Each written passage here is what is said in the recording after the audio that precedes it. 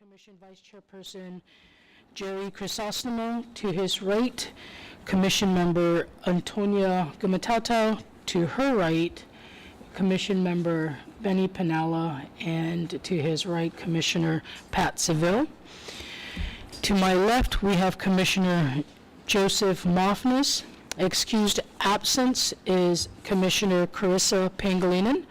Also present, we have our Executive Director, Maria Pangilinan, and our Legal Counsel, Vincent Camacho. We have a quorum present, Maria. Certification of our public notice requirements. They were published in the Post on August 8th and August 10th, and it was also on the public notice website. Thank you, ma'am. Okay. Can we have a motion to approve our agenda? If there are no. Okay. Moved by Commissioner Gumatauta. Second by Commissioner Mofnis. The agenda is approved. All right. Motion to approve minutes for July 14th, our regular meeting. Move to approve. Moved to approve by Commissioner Pinella. Second. Second by Commissioner Seville. No discussion? Any discussion? Nope. All right. Approval of our minutes for July 25th, the reconvened meeting of our regular meeting. Move. Move to approve by Commissioner. Pinella. Been a long morning. I know. Okay. Commissioner Pinella. We need a second? Second by Commissioner Gumatauta. July 25th, 2022. No discussion? Okay. The minutes of July 14th, 2022 regular meeting and July 25th, 2022 our reconvened meeting has been approved. Okay. Item number 4, correspondence. Maria? Mr. Ed Quilani, who was present here, ma'am, we sent him a note saying, Mr.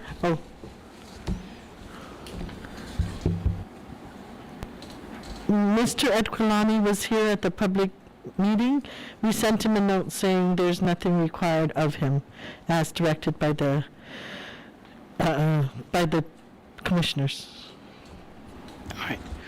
He actually appeared twice, if I'm not mistaken, correct? So he's clear now. We've clarified everything for him. All right. Do we have any questions with regard to the correspondence from Mr. Don Aquilani? Okay. I do have a question, actually. Maria, is his name Don or Donald? Don. Don? Okay. All right. No questions. Item 5A, B. We received a copy of the resignation letter of Mr. Francis Santos from the CCU. No action necessary on our part because we don't need a special election or another election. Okay. Too close to the election. All right.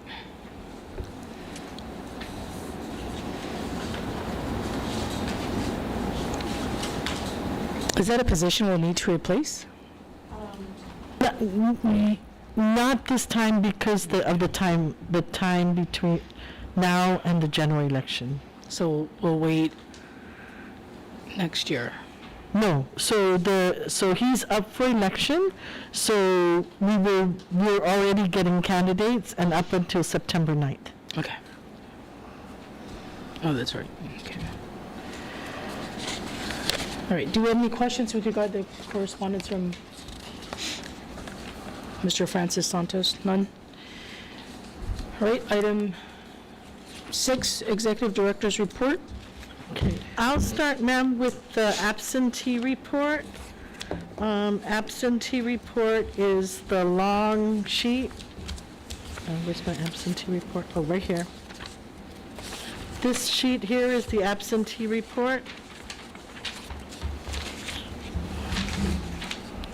So what I want to say is that so far we've received 2,729 ballots. Okay? Of the 2,729 ballots we've received, 160 are homebound and 2,524 are in office, and 45 are off island.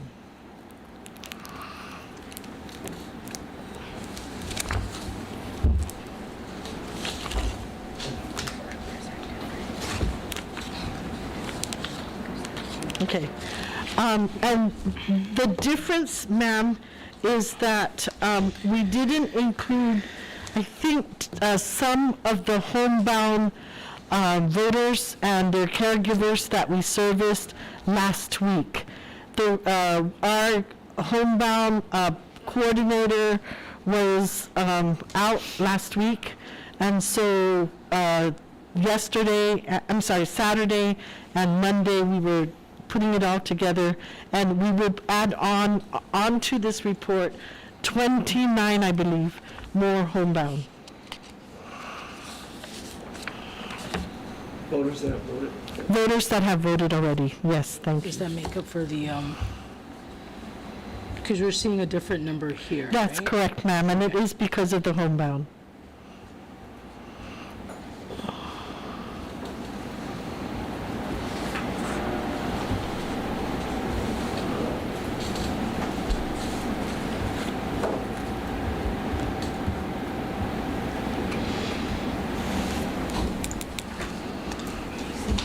So, 27.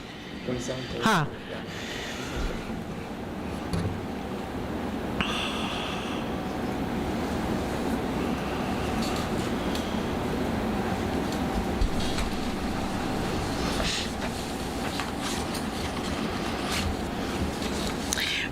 do we have any questions from Maria with regard to the absentee?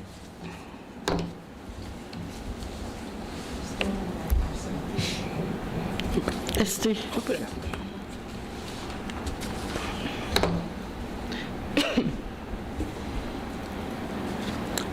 I have a question, Maria. Under the applications incomplete or disapproved, were these individuals notified?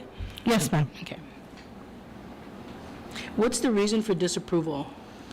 You have...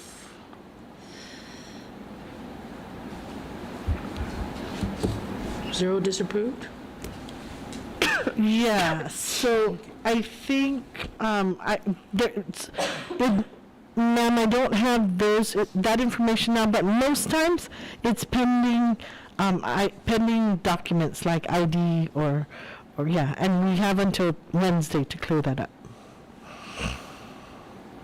So you notify them that they've been disapproved because of these reasons, and you give them time to... Yeah, we notify them when it's disapproved, not, or pending. We notify them when it's pending.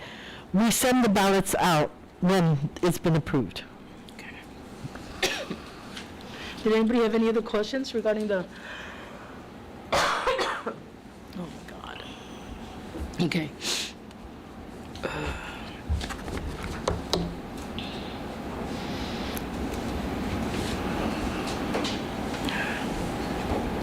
Madam Chair, just one real quick question. Sure. Maria, on the timeline schedule for today, August 15th, there was a DPHSS deadline to send a death listing to GEC. Uh-huh. Did that come through? Not yet, but, so that's a matter of just, our death listing coordinator is also out now, and so it's just a matter of calling public health and picking it up. And we will do that tomorrow. I'm just looking at the timeline. Thank you so much. All right. No questions on the absentee report, Maria? Okay. Ma'am, I'd like to give the commissioners some more information on the actually on the in-office. In 2020, we had for the primary election, 2,284 in-office voters, okay? And that's for 19 days. So here, we're at, we finished 10 days, and we are 2,524. I'm sorry, 2,000 what? 524. 10 days. Ha. Right. And we only have 4 more days. Is that right? Correct. Yeah. Ends on Friday, right? Yes.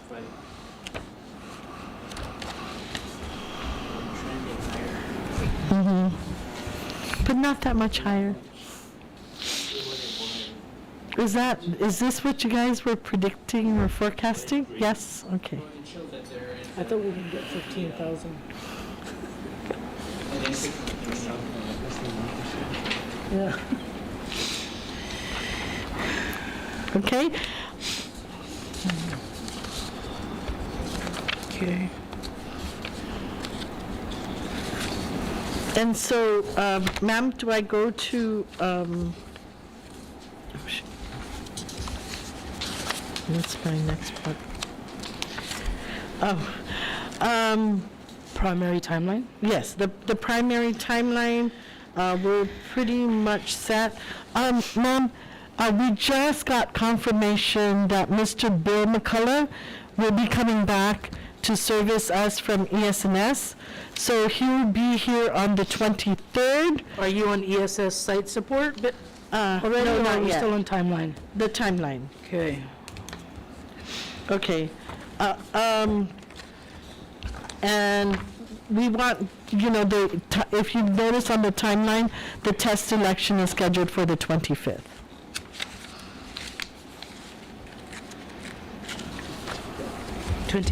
Yes, August 25th, at the university.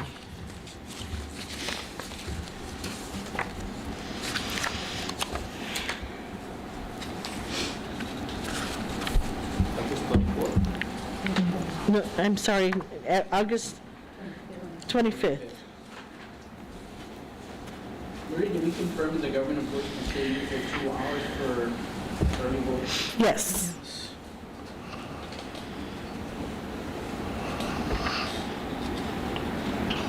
Any other questions on the timeline? Do you have a time? I'm sorry? A time? Ma'am, if you, I wanted to do it at 6 o'clock, if that's okay with the board. I know the last time we tried to do 5:30, there were problems with the traffic. But I wanted to do it at 6 o'clock, if that's okay? For the test election And at UOG. this is open to Yes. the parties and the media, Yes, it's totally open, ma'am. totally open, as in?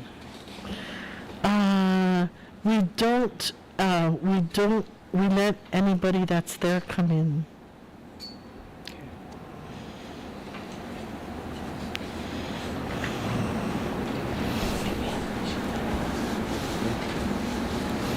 We allowed them to come in, however, they had to keep so many. Yeah, there's a back, barrier. correct? Yes.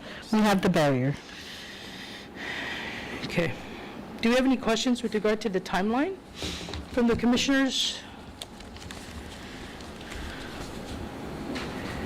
That looks good. Marie, we can go back on the early voting. So even like now, the 2 hours apply for the government of Guam employees, where they go down to Western. And the private employees, yeah.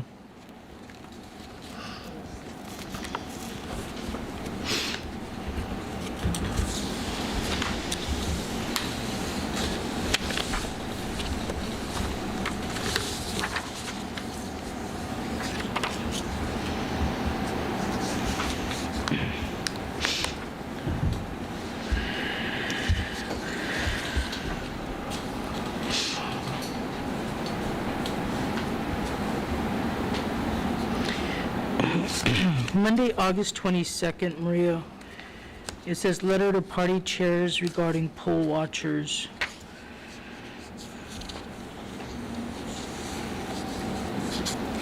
And the badges too. And the badges, what is what are you requesting? No, what we do is we send out the letter with the badges. So each party will get 67 badges, 1 badge per precinct. Okay. So when I was reviewing the bylaws, because this was a question that came up, right? We're asking that the parties receive 2 badges for 2 poll watchers. The bylaws indicated that during the primary, parties can get 2 badges for 2 poll watchers. In the general, it's 1 badge per poll watcher. Ma'am, if you read it further, I think it changed, it went back and forth. The challenge, again, it's up to the commissioners, but the challenge for the operational challenge is that in a lot of the polling rooms, there is not enough room there's not ample room to keep that many people 12 feet away from the ballots. So can the Guam Election Commission try and adjust that? We're limited to classrooms, ma'am, and we're limited to also, even in the gyms and the cafeteria, we have, quite a few precincts in there. So it's difficult. I think specifically of JFK, and we don't have that many choices up there at JFK. I'm also thinking of Ocean View Middle School, and that's just off the top of my head. And of course, there's EMATIC. EMATIC is in the mayor's office. I would like to table this for further discussion. Right? So just so we know that August 20, I can send out the letter or not send it out until you discuss it some more? Yes. So don't send out the badges, okay. Maria, are the parties required to submit the names as poll watchers? Oh, no, ma'am, no, sir. The badges will only say, poll watcher precinct 1, poll watcher precinct 18A. Now, with regard to the voter rosters, is there any way that parties can receive that sooner? We're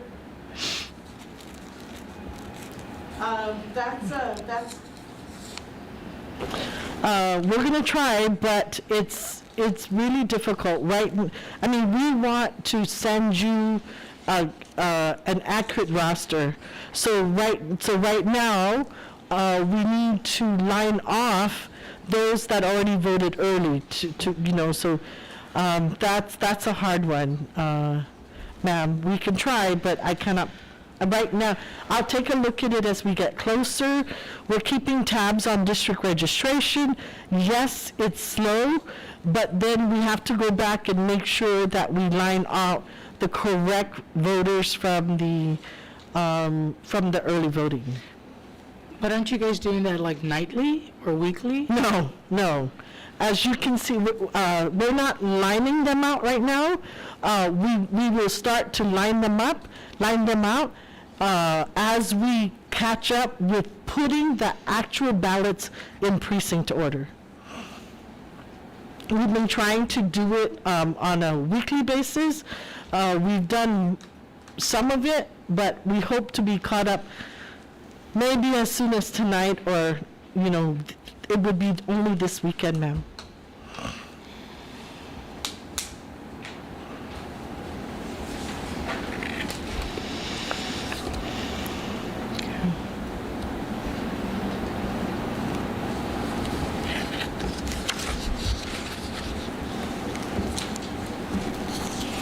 Are all the precincts staffed with officials? We're doing training tomorrow night for 15 more. We still have 3 or 4 precincts that we need to fill. The additional officials that we're training tomorrow are just backup, just in case. And we're still, if there are as people apply, we're telling them to come in for the training. Which precincts need them? We're missing Hagåtña, Asan Maina, Santa Rita, Inarajan, Talafofu, Agana Heights, and Jigo. Wow.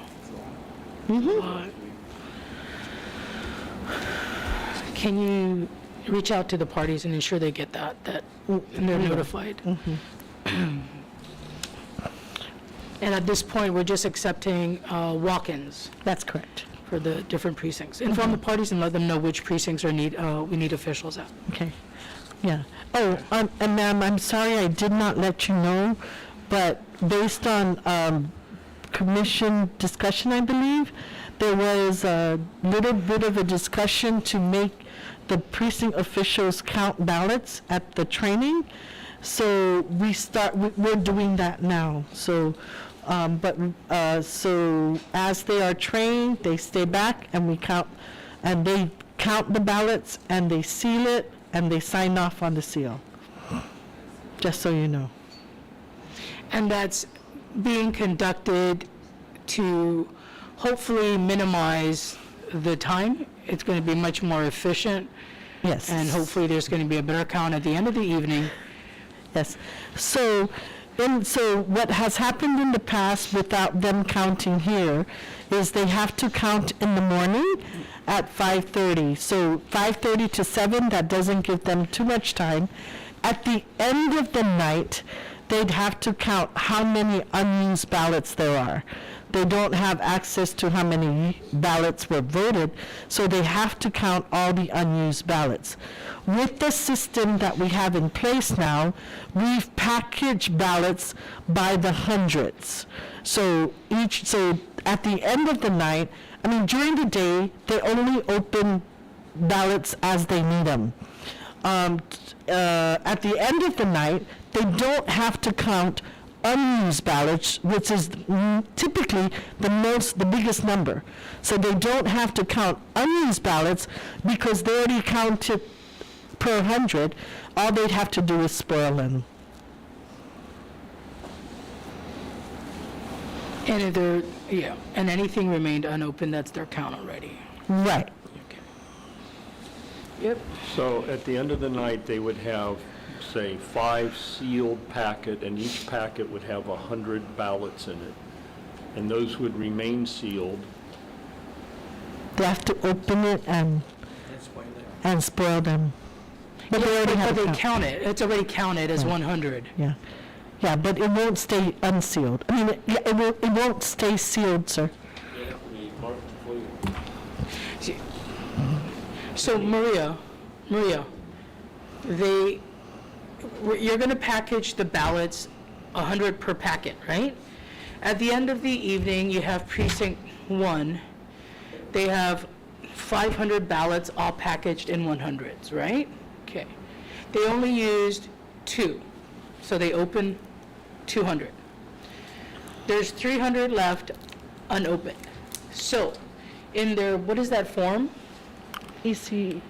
The EC 13. EC 13, they could indicate 300, and then all they do is open the packet and mark spoiled. They don't have to individually count them again. They're just marking 300. Correct? Yes. And the goal for that is that they don't have to spend them counting and then having to recount, so it's already. And of course, when it's packaged or prior to it being packaged, it's all verified by the precinct officials there and the GEC employee. Got it. Thank you. I could have sworn you guys said don't do that. No. I'm sorry. No, I don't think we said that. Well, because What? the issue was if you don't have the same precinct officials on election day. That's a discussion I recall you guys having, is the people who sign the envelopes may not be the same people working the same precinct. So what we made sure is that there's at least, I think, 3 of them. So if they've already signed and we've witnessed it, then we can confirm that that's the number we came to. And if something like that happens where they're not the 3, I guess they're going to have to count, but it was already witnessed. Don't you have your alternates? Yes, part of but- that process? Yes, but They don't sign the envelope. no. So because we've had a hard time filling the precincts, whoever came that night, we've had to pull them off as alternates, and they become the official precinct officials for that precinct. We don't have very How many does all of alternates. this get memorialized somewhere? Do you want us, it's signed on the seal? All 5 of them, or whoever's there, they sign off, their names are there, and then GEC witnesses each one as they put them away. Okay. I mean, if you guys are okay with that. I just thought that was the issue, was that because you didn't have certain precincts filled, or the issue that you may not have the same precinct officials the day of the election because someone might either get sick or alternates have to be inserted, are they going to be held accountable for anything? Because they weren't the ones actually physically Counting. counting. I know they don't sign it, but are they part of the process? The review process? Not necessarily. Not alternates? No, okay, so we don't have alternates. Right now, we don't have any alternates. Everybody that was trained is sitting in a precinct. So between now and they may have these block of them. Yeah. Potentially. They fill out that EC 13 that says what was spoiled.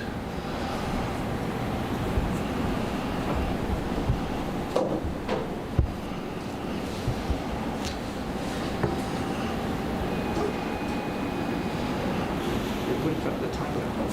Yeah. But you're right. I mean, I just don't want to see we're staying there till 8 in the morning because people can't reconcile and no one wants to attest to something that they weren't part of.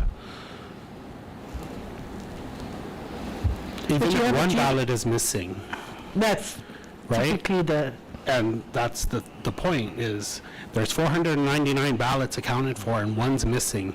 And the lead was going to say, I wasn't there, I didn't count. And so what are we, then we're huddling again to figure out what to do with.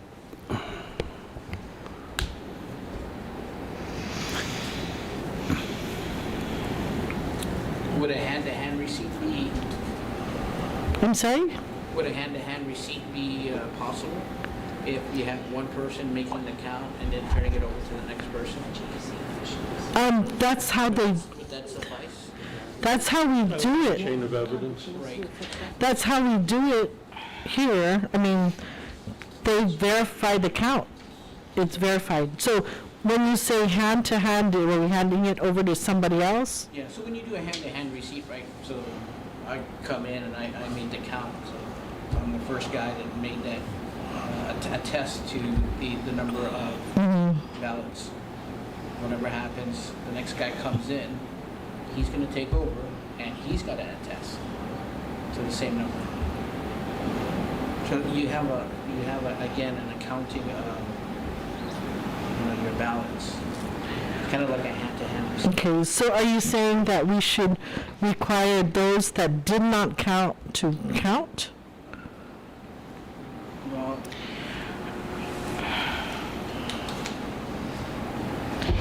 I mean, would it make a difference?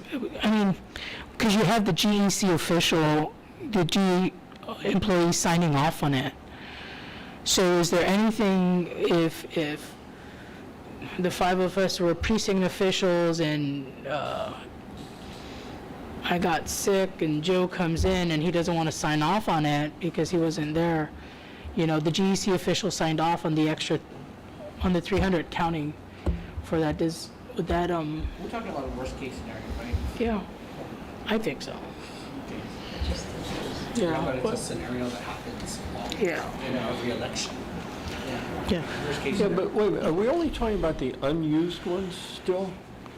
No, the whole, Talking about All of it. yeah, Accounting for all the ballots. yeah. Okay. Yeah, so, but, okay, so I think a lot of the, from the years that we've been here, a lot of it seems to be like there were some precinct officials that did not even count. That was one problem.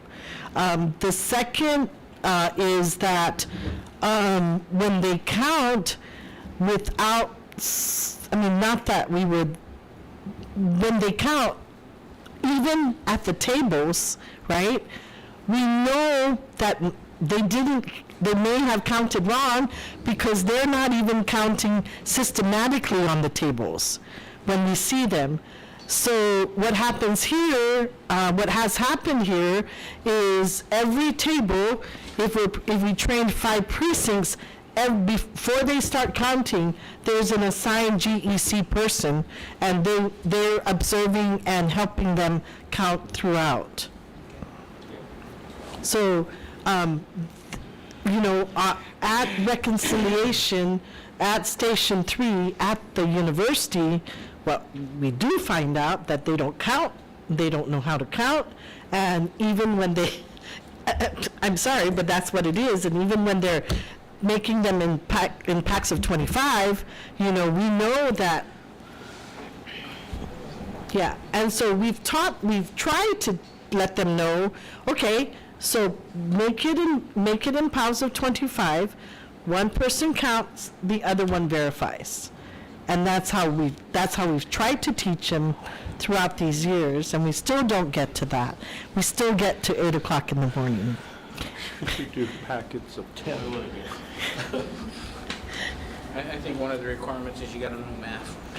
Well, the biggest problem is we don't get choices because we don't get enough to come in.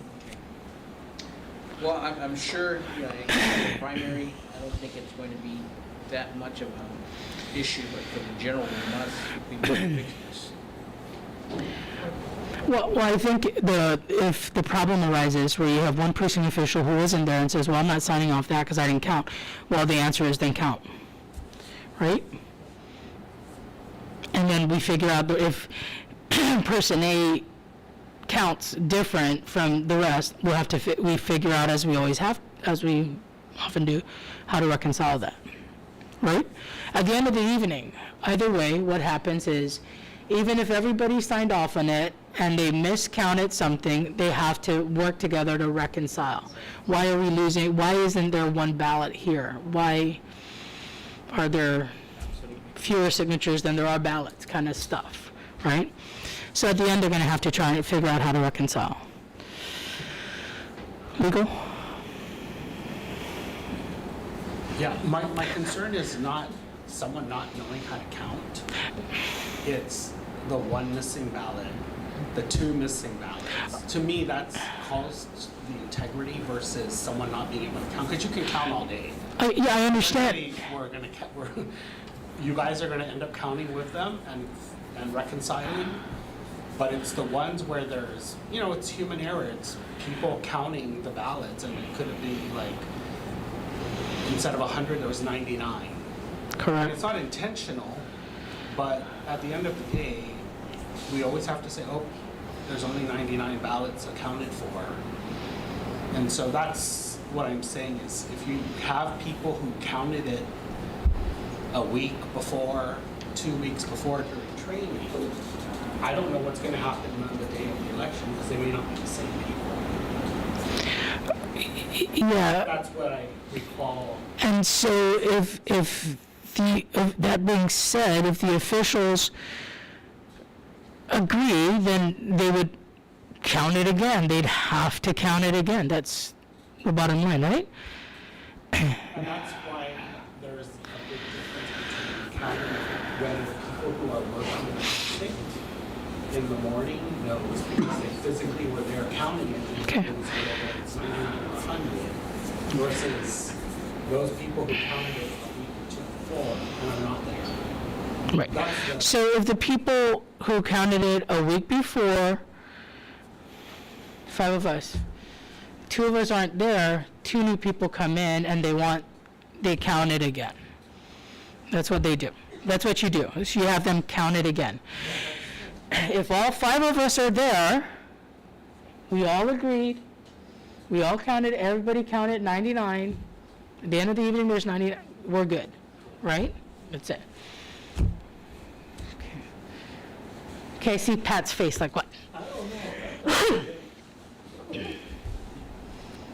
It's basically going back to what they've been doing.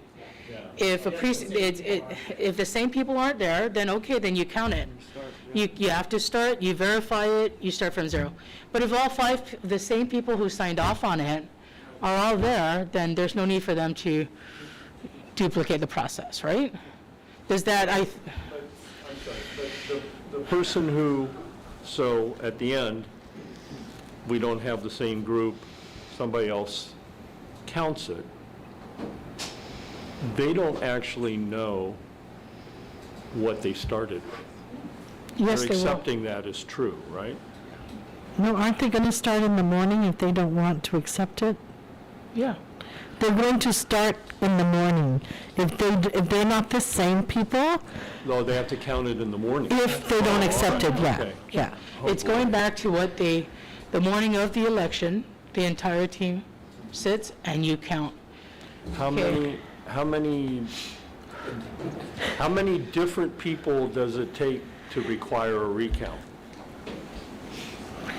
I I would, mean, if there's one person from the original team, is that sufficient? I'm thinking if they don't agree to accept it, they have to count, They go back to doing the same thing. Yeah. right? That's okay? You either balance it or attest to it, but you Okay. gotta account for everything. How many people are we talking about? 5, right? 5 precinct officials. Okay, if, worst case, or not worst case, second worst case, you have 1 out of the 5 who counted it 2 weeks ago. That person says, we counted it, I attest to it. The other 4 say, okay, that's good enough for us. And that's okay? Is that okay? The 4 were there, were present. No, only the other 4 one. weren't. Oh, Only 1 of the original ones. no, How many? they would have be to there? count it again. Do you need all 5? If 3 were there? How about if 2 were there? I would count it again. If only 2 were there? Yep, I would restart the process. I would restart the process. Okay. For me, like, yeah. Are you, okay, so do all 5 have to be there? Or is there some number less than 5 that would not require a morning recount? May I make a statement? Okay. In quite a few of the precincts, we made it a point that if 3 were there, they can count. We took a minimum of 3 to count. And the other 2 attest, the other 2 are fine with that? No, there weren't other 2 at the time. So that was the concern of the last. Yeah. Okay, so then, I think the practice has always been all 5, So, right? no, well, they count in the morning, so they're all there, right? But if Oh my God. if they accept it as if the 3 who counted are there and the 2 that were not there accept it, is that okay? 2 out of 5. So we're trying to get at a number, right? That's, yeah.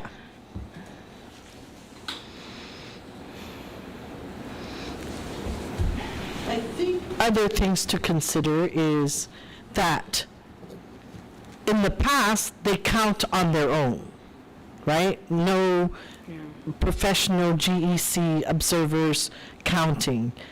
Here, they're being observed and we're cueing them as to what they could do wrong, what they have to do to correct the errors they're making. We've had one precinct that stayed a half hour later because they couldn't come to the right number amongst them. So, if they were counting on their own like they've done in the past, I think more mistakes have been made than when they count here with GEC observing them. So you're gonna have two types of problems. You're gonna have either an undercount or an overcount. Yes, sir, but, When you individually count. okay. When you individually count, so, say that you're short one out, right? You have a packet of 100, but you only account for 99, then, that's an undercount. If you have a packet of 100, and your count is 99, then that's an undercount. And then when you go to tabulate, and, you have counted for 35, but you got 36 votes in there, that's an overcount. So that could be an issue. But Maria, and the point here is that the GEC official counts with them. And the tests that we have 25 in this packet. That's a major difference as far as I'm concerned. So with that being said, but his concern is there's still that difference of one. Okay. So how? That how is happens that every addressed? election. If there's a difference of one, it would be addressed. When did we find the difference? I'm sorry? When they count it. Here? Blank ballots? Or where? Oh, okay. Oh, that's totally different, okay? So you're talking about at the tabulator once precinct 1 turns in their ballots, okay? So there are chances if there's 4 precincts in the gym, it has happened in the past where one voter put his ballot in the wrong precinct box. That happens. But that issue happens over there at Station 5. So with regard to one short, one over, I know that with GEC staff observing them, that's few and far to come by versus them counting independently in the precinct 5:30 in the morning when they haven't done it yet and they're nervous because it's closer to 7 o'clock. I think that we understand, right, the reconciliation, and that it is accounted for if you have one over and one short, right? It offsets each other. Yes, at Station 5. So that I think that's, everybody can understand that. What do you do when, you go to, enter it into the tabulator and you're short and it's not, or I'm sorry, the team, the 5 folks, have not yet accounted for each ballot? That wouldn't have happened, sir, because they couldn't clear Station 3 at the university. You have to clear everything Yeah. before they go into the Yeah, tabulation. Pat's very experienced in that area. Okay.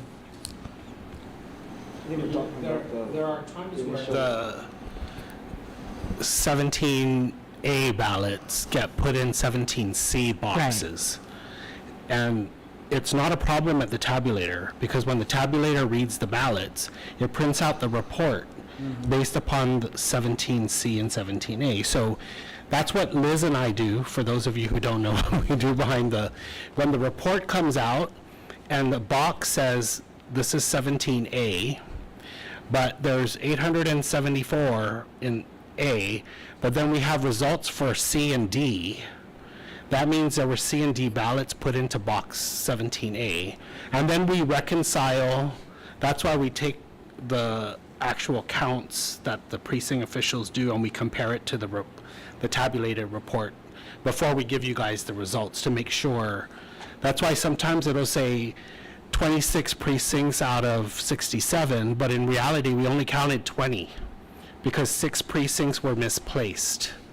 So that's why we reconcile that before we give you guys the results. And we tell you, even though the report says 26 precincts, the reality is we only counted 20.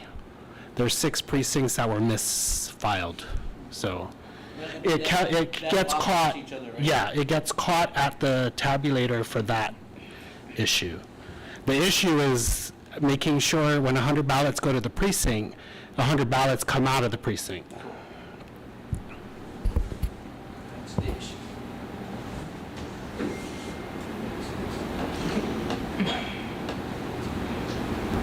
So what's the magic number?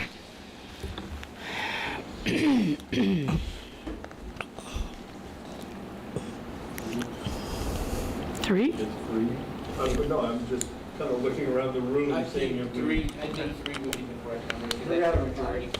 Yeah, I think 3 Majority. because, 3 is the magic number right there. And Not if all 5 attest to it, but if 3 attest and the other If 2 are 3 there. of the original counters are there on the morning voting, I think that should be Sufficient. sufficient. That's the majority. And as long as it was seen and signed off as well by a GEC GEC. official. Correct, as long as it's attest to. Yep. Okay, so if there's not 3 there, even though the precinct officials want to accept the count, don't let them accept it. They'd have to recount it. Okay. I think we agreed on 3 only. So if it's 2, then it's not valid. Yeah, I think we Well- need real bright line tests and not anything where it's up to them to say, I'm okay or not okay. Yeah. Otherwise, it's not consistent. Illegal is that, Yeah, I Okay. agree with Pat with the bright line test. 3 originals need to compare morning of to obviate the recount. Maria, have you explored finding a ballot counter? Kind of like a money counter? Like, We, a ballot counter for the precincts? as in the morning here, or whenever you're doing it, we've counted 500 for precinct 1. The ballot counter's there, it's been verified, boom, it's gone. We can discuss this at another time but we have to go through this every election. Every election, it's like, there's got to be a much more efficient and effective way to count those ballots prior to them getting to the tabulator, so that we counted 500 for precinct 1 in the morning, and at the end of the evening, it's 500 there, right? Let me tell you what we found out at the early voting. Well, it's fantastic as far as I'm concerned. Do you remember the Universal Express votes? Yep.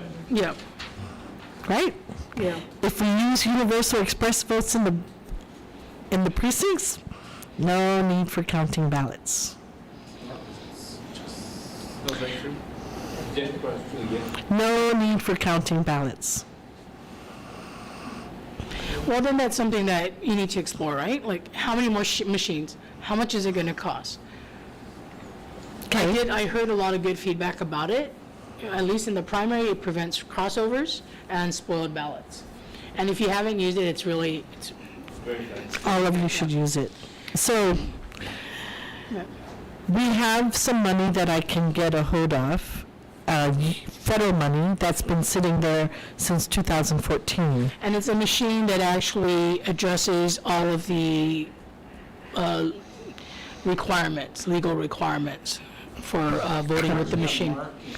It's not a voting machine. So all it does is mark the paper, and then that paper gets put into the tabulator. How many do we have? 10. We need 67. At least. Plus extras. But, shoot, I don't remember, 25, I think, 2,500? But then you have to buy the software that goes with it. So, no, so we already have the software, yeah. So it's just a matter of adding more machines.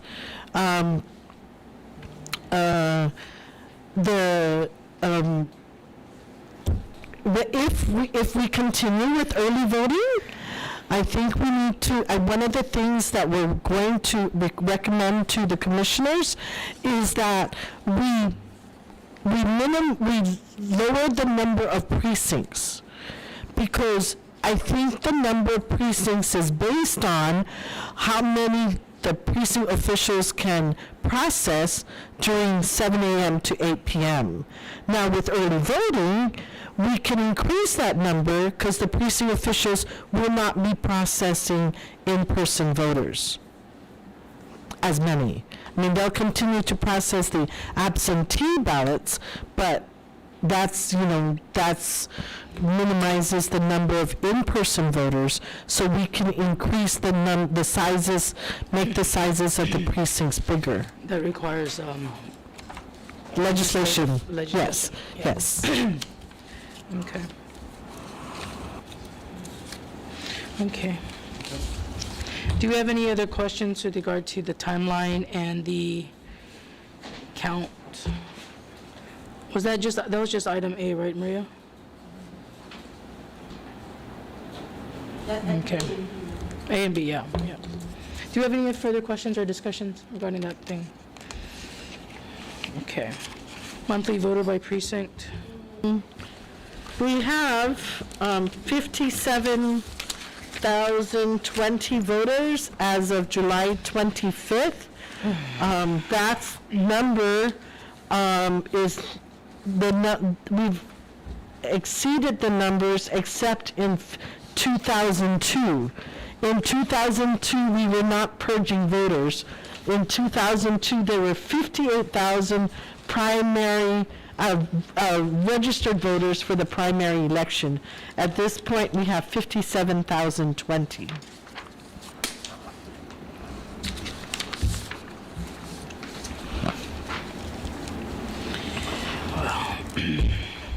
And Maria, that's largely due to motor voter registration. Yes, I'll get you the number of those I know that, this, I don't want to be a broken record. no, you and Ken, yeah. I'm doing this for Ken, there we go. Yeah.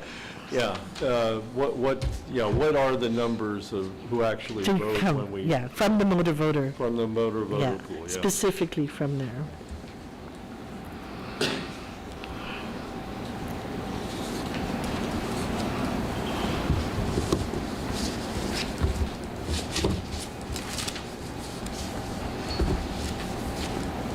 Okay.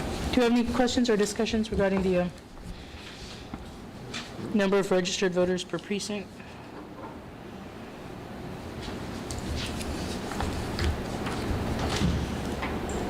Okay. Online motor voter registration and pre-registration? All that died August 5th. So August 5th, we cut motor voter, we cut online, and we cut volunteer voter registration. August 5th, we also started district registration. So with regard to the motor voter, Maria, was DRT informed? Yes. So they were informed, like, they knew it was coming. We started talking to them about when they already knew to ask us. So I think the week, Friday before, we wanted to make sure that they knew it was coming. We even print out forms for them that new forms that redact off the motor voter. Okay.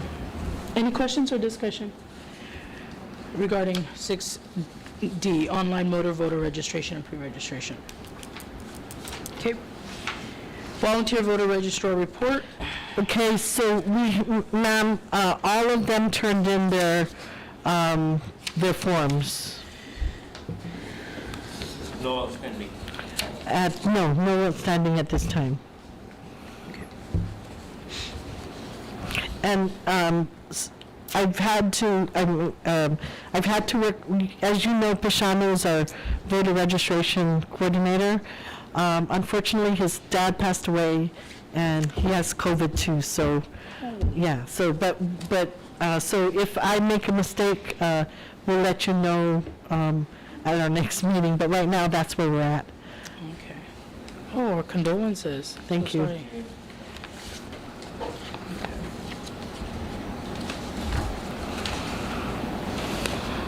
All right, any discussion with that? Okay, item 6F, monthly financial report, election assistance commission grant. Well, in the legislature, they're discussing the 2023 budget. There has been no resurrection of the supplemental budget request. We've been tapping our prior year authorizations. At this point, we're still okay, but come paying the precinct officials, we won't have enough money to pay the precinct officials and our poll maintenance and our election day workers I'm sorry, Primary? for the primary. what, wait, when do we run, when do we run short? Before the primary or after the primary, when we're ready to pay the precinct officials. So August 27th, 2022. We have to do $350 times 335. And we don't have the. We won't have that money. So how do you certify that? I didn't certify any of it yet. So how do you have a primary election if you can't certify payment? I don't certify payment for the precinct officials until the day after. They usually get So paid. you make They get paid. you make them work without Certified by the funds. authorization to We've done that in the past. How much is needed, Maria? 335, used to know that, 335 times, How much do we need? yes, 335 times, Is it 335 or 350? 335 precinct officials, Oh, okay. yeah. And they all get 350. And they all get 350. So that by itself is 117,250. Then we have our poll maintenance workers, then we have our tabulators, and we have our telephone operators. So a little over 300,000? About, yeah. Okay. What's our plan if we don't get money before the primary? Before the primary, our oversight chair said he'll work with the governor, so I want to make sure that before the primary, they put the money in our account. That's our only thing. I don't know, I mean, we can cancel the primary, but I think what it is it's very probable that they'll put the monies in our account, is what I'm told. Historically, that's what they've done. Yeah, yes, historically, that's what they've done. Okay. But if they don't, do we have a plan? I mean, You put in for a supplemental budget, correct? I did, ma'am, but there's no talk about resurrecting that. There's absolutely no talk. And they're already discussing the fiscal year 23 budget that has to be passed by the end of the month. So it would just be a transfer authority, is that what it is? No.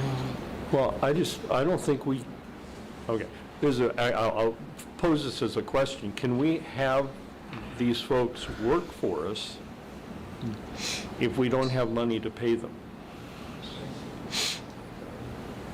The law requires you to have funding, typically no.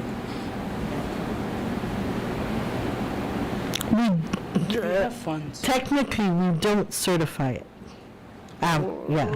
I understand what you're saying. We've gone through this many times in the past. What they do is they put the money in the account when you know, and then we can, because we won't pass it up until it's, we won't certify it, but we don't process payment until after the election. But processing payment and encumbering the liability is very different. We cannot encumber the liability yet until we know who we're paying. So we don't, You need 5 people for each precinct. yes, You know but, that. yes, but we, So you know you have to pay 5 people Yes. for each precinct. but we cannot encumber it until we know who the 5 people are. Until we know who the payees are. But you know that from the training you're doing, and they're counting the ballots. It changes all, That's the yeah. They may not even show up. That's what happens typically. So what we do is, we set them up to get paid, but we don't encumber any of it because we don't know who, we probably set up to do 350 of them, make sure they have a vendor, make sure they're set up, but we don't encumber any of it because we don't know who's going to show up for that precinct. But you still have to have 5 people. But, yeah. So the names are irrelevant. Not in the process. The process, we have to have the name of the payee, or, how you'd understand it is you have to have the name of the vendor. Who's, in an employer-employee context, who is their employer? You, us. Who would have liability Mm-hmm. if they didn't get paid? Yes. 7 days after they worked. Yeah. It's a stipend, so it's like, Doesn't yeah. matter. Guam law is very broad on what wages are. Yeah, and so even paying them 7 days after, I don't think we've ever done that. Mm-hmm. 30 or 60 days after. Yeah, you hear it about them calling us and, Well, we could have had the money of the early voting, your prior obligations for, your prior funding machines for early We've voting. spent a lot of money on Yeah.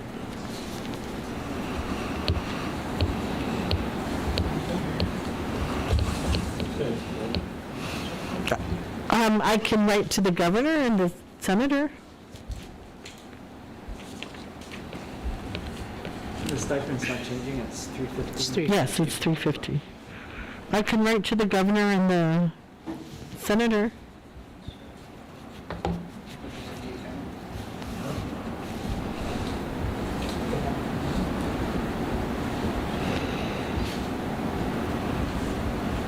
Is that what I'm going to do? Can you work with our chair, the oversight chair? Yes, ma'am.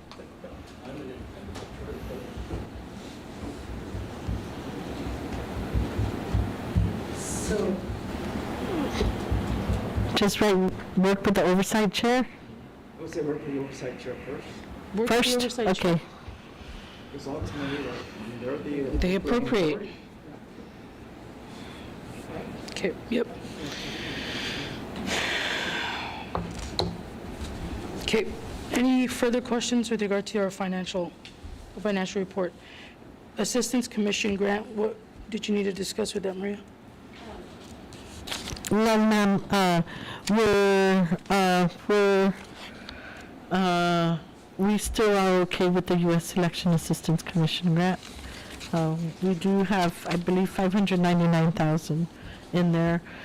We plan on spending some of them for the security of the ballots, including the rental of the vans.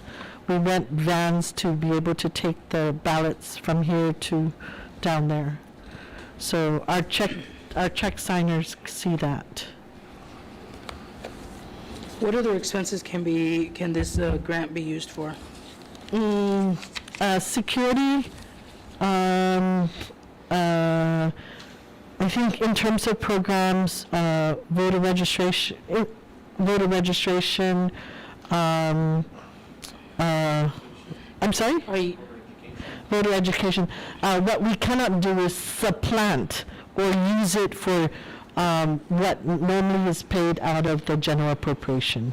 That's what Are we you able to cannot use do. it to purchase machines? Yes. Okay. You have any questions on the graph? Okay, old business? Early voting center? Friday's our last day. I'd like to ask the commissioners what I should expect between now and Friday. We had a big push on the 12th. We processed 330 folks upstairs. So I'm wondering if that's going to grow more and what to expect. We have not opened the Lodi parking, the satellite parking. We've never used up all the 29 spaces down there. I'm wondering if I should get set to open them up for Thursday or Friday, or even as soon as Wednesday. Right now, my plan is not to open it at all until I find, maybe Thursday or Friday. You have the numbers today? No. Taza Pagu. What was Friday's? Fridays was 392. So based on 10 days, 2,524, that's 252.4. And so if you times that by 19, you're trending 4,795.6. Friday. 4,000? If you're doing 252.4 a day. But are you thinking that we're going to get more? I think you'll be. Hope so. Yeah. Did you? Again, you're trending 252 per day, so if you take We that- hope so. We just, the staff are saying, wow, that's the low numbers for us. But Is that lower than 2020? no, it's higher. It's going to but- be higher, yeah, so, but we were expecting more. Our- We spent a lot of money on This is two times we've done this, right? We don't have a trend yet to establish. We will after this. I think not having the satellites maybe impacted, right? Because you had, Molesto for the south. I noticed that the turnout, our southern voters is low. Early vote. So I think that has an impact. Maria, I was skeptical about using the Weston, but I've talked to a handful of people who voted early, and they've all spoken very highly of the service and how smoothly it went. You and me both, sir. Do you remember? Yeah. It's just the distance. Yeah. But kudos to the staff. Yeah. Since July 1st, they've been cruising up and down and checking it out, checking how the parking. That was the biggest thing, is the parking. If you're going to tell me that we're going to expect more come Thursday and Friday, we might have to do something about the layout in the room itself to accommodate more stations, because I think we've maxed out the number of stations there.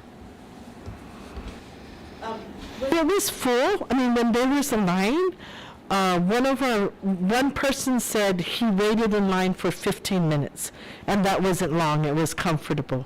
So that's what we're trying to figure out for upstairs.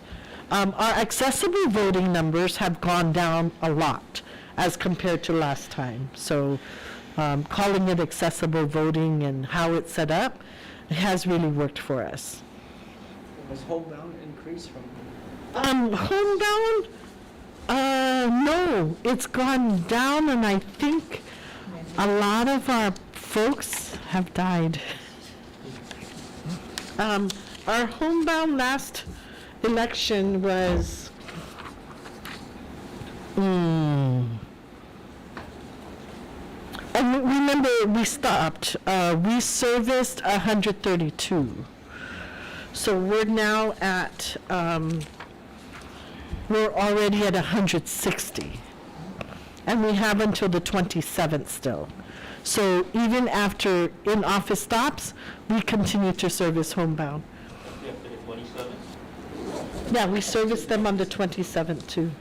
And we still have the hospitals to service.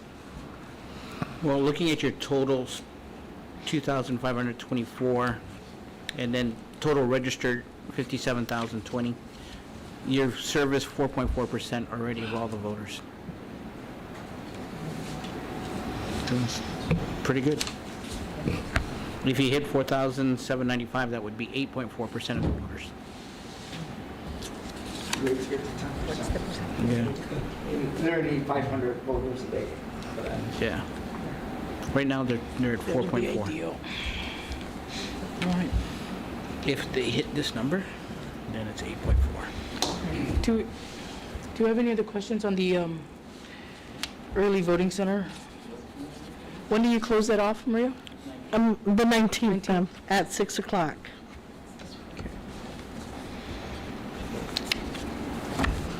I keep losing my... But we're also paying for September and October early starting, October 10th. I'm sorry, early voting starts October 10th, right? Okay. I think maybe we should be a little more aggressive getting the information out, right, about early voting and see how we can get greater participation. All right, no further discussion on the early voting center? Okay. Ballot measures, BI appeal. Did legal counsel want to report on that? We submitted our response to the commissioners for review. Yep. Have you guys taken a look at it? Do you have any questions?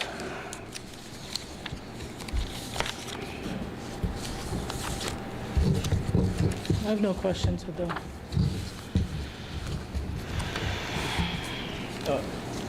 Maria, on the other, have we received, has there been any reporting yet on signatures? None.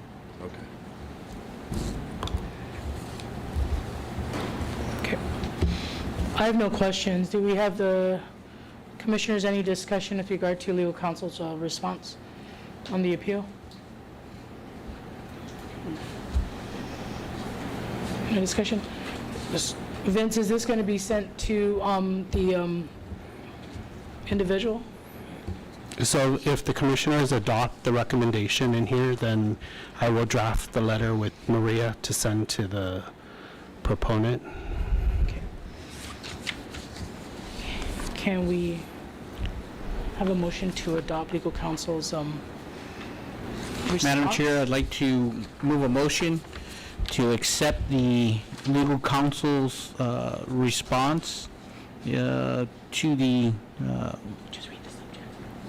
yeah, response to Mr. Joaquin Candilangro's appeal, reference to rejection of the voter initiative number 2 and number 4. All right, so we have a motion on the floor. Can I get a second? Motion by Commissioner, I don't know why I keep thinking Senator. I was about to say Senator. Sounds pretty good. Commissioner Pinhalo, and seconded by Commissioner Too much headache. Gumatauta. All those in favor? Aye. Aye. All those opposed? You opposed? No. Do we have a majority? 4. 4. Oh, yeah, I'm sorry. I didn't see the independent member there. Right. The motion passes. Okay, So I'll prepare the letter yes. for Maria.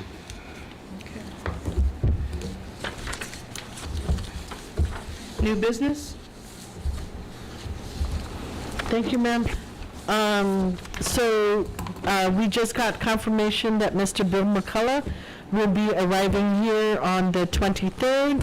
in preparation for the test election on the 25th and the primary election on the 27th. Okay. All right, any discussion? We all know Bill. Okay, no discussion. Questions? All right, item 9, legal counsel report. I don't have anything else, Madam Chair. Item 10, public comments. Okay. Oh, please come forward, state your name.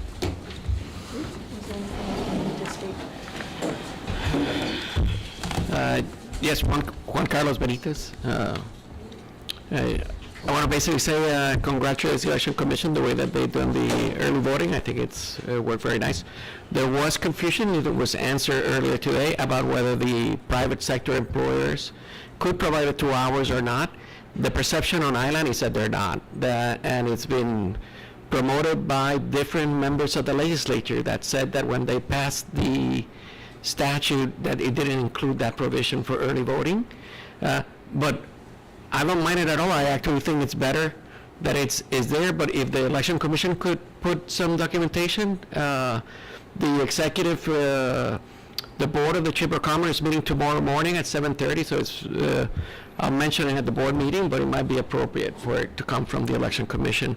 I think that might increase your numbers of early absentee voting, because a lot of employers were unwilling to provide 2 hours in early voting because of their conversations with members of the legislature. And that's what I wanted clarity on. So I'm glad that Maria mentioned and brought that issue.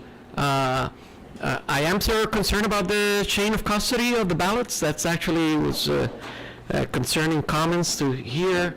I'm sure the Election Commission is very capable of creating a chain that will be strong and solid. I'm really concerned about a lot of the early votes if they're not being counted now, but will be counted on Election Day. If you open a box that's supposed to have 25 and it has 24, and then people count it, then there's going to be a concern, there's going to be an issue about that vote and that ballot. Because I can almost guarantee it won't be the same people. Yeah.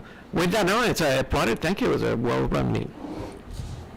Oh, one last thing. If you guys denied the initiative on the ballot for the part-time legislature, I disagree with legal counsel's opinion, but I look forward to reading it once it's public and we can look at it.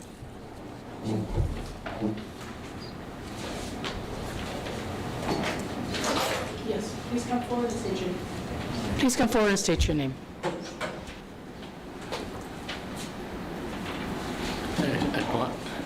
Apologies, same question. I know I looked at the agenda and they addressed my request, number 5 on the agenda. Was there anything that I need to answer or no? No. Okay. Okay, Good so luck with your write-ins. write-ins, variations, first name, last name's good. Okay, thank you, appreciate it. Thank you. Thanks again. No other public comments? Before we get to adjournment, Maria, we're 1 week, or 2 weeks, start the time before the primaries. Do we have a set date already? Are we going to adjourn this and then? Oh, yes. We're looking at August 25th for the test election. Okay, so that's what the next meeting is. We will publish a meeting notice for the August 25th and August 27th. So we're going to adjourn this on the 25th at 6 p.m. Yes. At UOG. 25th? 25th At 6. Thursday, August 25th. at 6. 6 p.m. at the University of Guam Fieldhouse. That's the primary election tests or voting center, right? And then August 27th, Election Return Center. and then August 27th, right? And then August 27th, we're going to publish for 3 o'clock and 8:20. 3 o'clock, should there be Okay, so we'll adjourn though. on Yes, the yes. 24th To the 27th. Correct. And you're gonna send out. The notices for both, Okay. right? No, for the election day, yes, but, yeah. Okay, Right, so then, we do need a motion to adjourn until Thursday, August 25th, 6 p.m. at the University of Guam, election return site. Madam Chair, I'd like to move a motion to adjourn until August 25th for the test election, 6 p.m. at UOG. All those in favor? All those opposed? So we are adjourned until Thursday, August 25th, 6 p.m. University of Guam election return site. Thank you. okay. Thank here. you, thank you. I'm sorry? Thank you.